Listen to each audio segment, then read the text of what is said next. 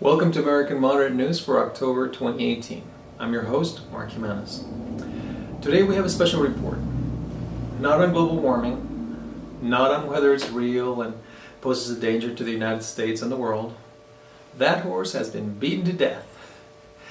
What this special report will focus on is the economic opportunities and specific and verifiable consequences to this country and the health hazards this reality presents. From the jobs of the future, such as combined cycle natural gas generators and batteries to store renewable energy, from solar and wind to the indisputable health hazards of protecting and deregulating the coal industry. The administration's own analysis, by the way, revealed that the new rules they have now put in place will lead to as many as 1,400 deaths, premature deaths annually, from an increase in the extremely fine particulate matter that is linked to heart and lung disease, up to 15,000 new cases of upper respiratory problems, and a rise in bronchitis, and then tens of thousands of missed school days, none of which needed to happen. And is it helping the coal industry? And even if it were, is it worth it for the nation or even for the coal miners? We're going to argue no, it is not, and we'll say why. We'll give us specific examples about this. But first of all, the current policy of this administration regarding the environment is framed by the President, who has expressed over 115 times some skepticism about this reality. The most remarkable in our minds being his tweet that global warming is a hoax perpetrated by the Chinese to hurt our manufacturing industry. If this was a reality TV show, I would find that amusing. Let's be honest, we do find that kind of tweet gets our attention. If for no other reason that it is so outrageously wrong in so many ways, it's almost funny. The President of the United States is an entertainer that knows how to present a message with dramatic fashion. But when these out of the blue comments make a case that justifies drastic policy changes in the real world, dismantling existing regulations to mitigate the dangers of coal for our children, it's suddenly not that funny. The first casualty of the President's comments on global warming is American focus, and with it, out goes the long-term plan we urgently need to be a serious contender. While the previous administration was racing to address global warming and develop the industries of the future, the current administration has broken out of the sprint and started drifting on this. China has not stopped sprinting. While they're still behind in some ways, they're ahead in others. We're going to have to decide if we want to win this race or not. China is gaining fast. While our politicians are stating nonsense because they believe it will win them some votes, China is executing a sound and viable plan to win the jobs of the future. So what's at stake on this race for the jobs of the future? Forget about the climate for a moment. In this globalized economy of the 21st century, America's not going to win the future by making t-shirts or tennis shoes, or coal for that matter. Where we need to focus is the high-tech industrial jobs of the future that are not easily replicated in less developed countries. Let me give you 3 specific examples of consequences that are hurting our economic future in critical areas where we could be dominating.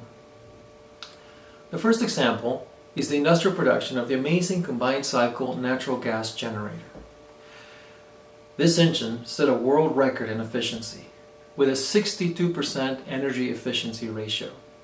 It produced, by the way, that's far more than coal at 30%. It produced enough electricity to power 400,000 homes. A combined cycle power plant uses both natural gas and steam to produce 50% more power with the same amount of fuel input. These machines are truly amazing, and we are the leaders, America. But as a result of the tariff barriers placed by this President, and despite GE having the most efficient and competitive engine, China, that huge market, has selected Siemens, a German manufacturer, for its power generators. This blunder is going to cost thousands of jobs over the next decade as the US is left out of hundreds of combined cycle generators, each of which sells for $60 million, by the way, as well as the lucrative service contracts that come with these good paying jobs. The second example is the production of wind turbines. As the world stands now, we have 10 top wind manufacturers, wind turbine generators. Of those, 5 are European, the largest is Danish, 3 are German, there's a Spanish-German partnership, 3 are Chinese, 1 Indian, and we do have 1 American contender, General Electric. The energy generated by wind is greater than solar. This also poses a tremendous opportunity for the future, for future jobs, many of which can't be exported. But, like China did with solar power, an industry which they now dominate, even though we are the country that invented solar panels, it helps to stimulate demand with tax credits and incentives to help them get to a critical mass. The current administration is focused on getting coal production up. For whatever reason, it has no interest in solar or wind power. This lack of foresight will continue to drag our national companies down as they struggle in a competitive global economy where other governments are stimulating their industries, the industries of the future. And not to mention the 33% rise in steel prices here at home we now have to overcome.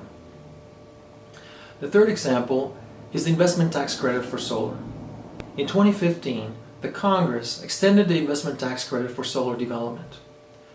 The administration knows, and if they know nothing else, they know how to sniff out the votes.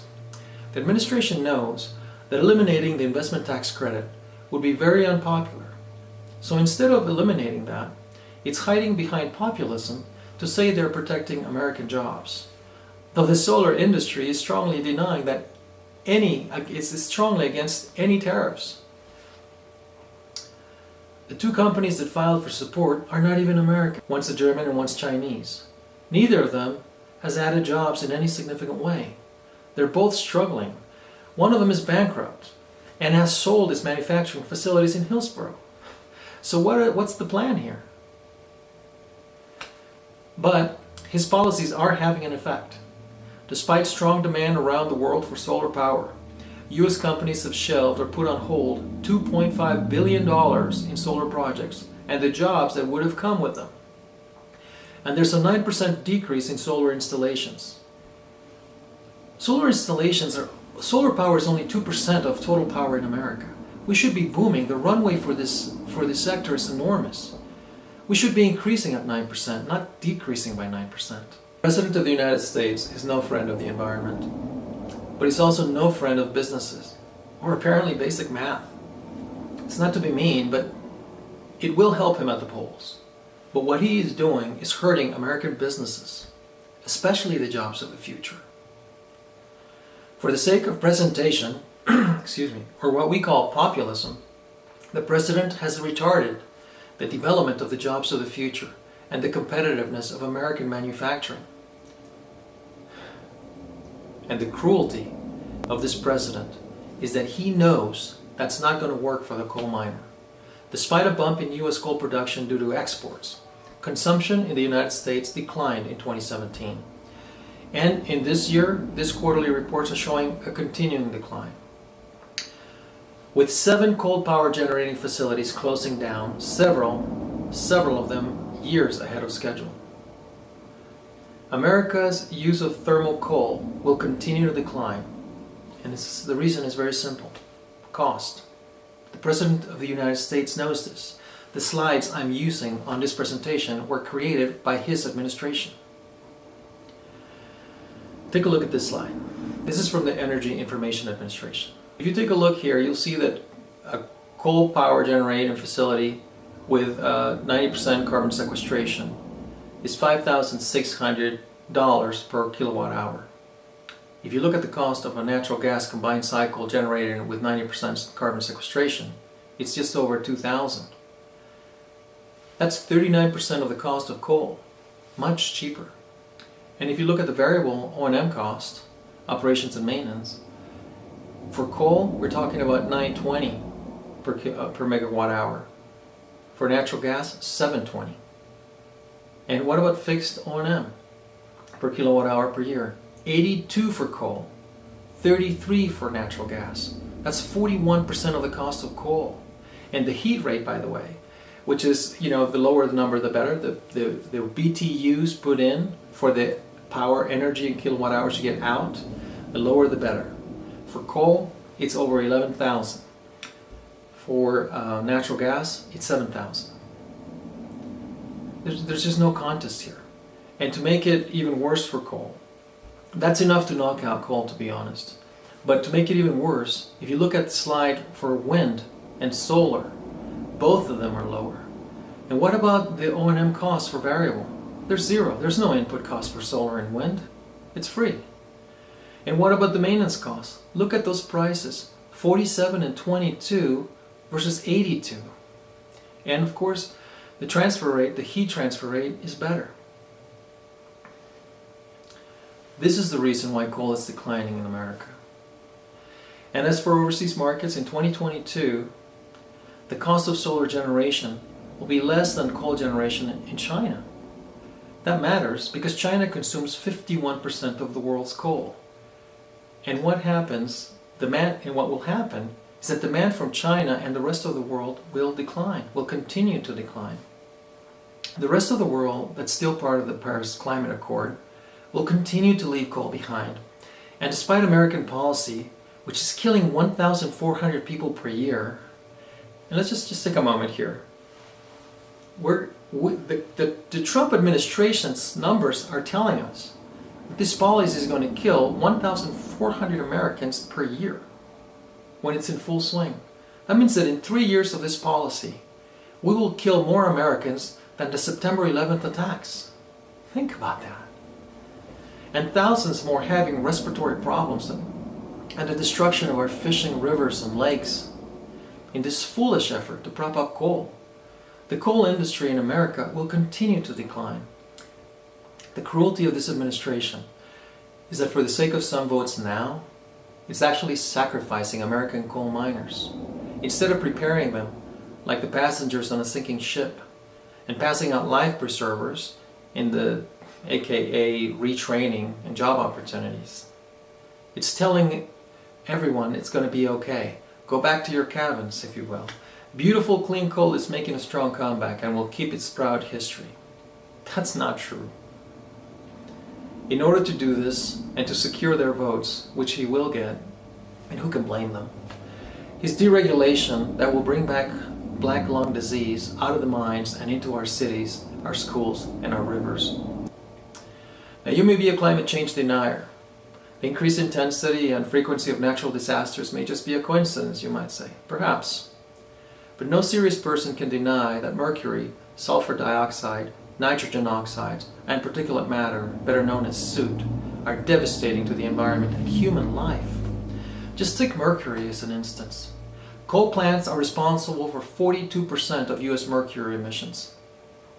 Mercury is a toxic heavy metal that can damage the nervous system, the digestive system, the immune system, and is a serious threat to child development. Just 1/70th of a teaspoon of mercury deposited on a 25-acre lake can make the fish unsafe to eat. According to the EPA's National Emission Inventory, U.S. coal power plants emitted 45,676 pounds of mercury in 2014. I could go on with many more: sulfur dioxide, nitrogen oxides, particulate matter, better known as soot, 41.2 tons of lead. All of this is from the U.S. coal power fleet, by the way. 41.2 tons of lead, 9,332 pounds of cadmium, and other toxic heavy metals, carbon monoxide, volatile organic compounds. But I'm just going to say one more thing about arsenic. And just for perspective, when it comes to cancer, arsenic causes cancer in 1 out of 100 people who drink water containing 50 parts per billion. Okay? The coal industry generated 77,108 pounds of arsenic. And what about the coal miner? Let's take a moment to understand what these hard-working men and women are doing to put food on the table for their families. Because they have bought this bill of goods from the president, they not only will vote for him, which is their choice, who can blame them for clinging to anyone that promises to solve their problems that are very real? but because of the shameless lies, they will be unprepared to deal with the inevitable changes to their industry. There are federal programs to retrain coal miners for good-paying jobs that also happen to be healthier. But they need to first believe there's a need for that retraining and spend some time working on the transition. Unfortunately, the precedent is distorting that need, and that's going to hurt them. America can win the future, but we have to make sure we make sound choices and build a long-term American plan based on truth, based on facts, based on science. To those that claim that they're not climate change deniers, but don't want to hurt the economy, we want to say loudly and clearly, the economic consequences of not dealing with climate change will be far more devastating, not only in terms of the environment, but in business opportunities. The rest of the world is moving forward together on this. We're in danger of missing the boat. America's economic future will either be green or it will be bleak. Let's stop this nonsense. Let's start working together. Let's have a long-term American plan, and let's do this.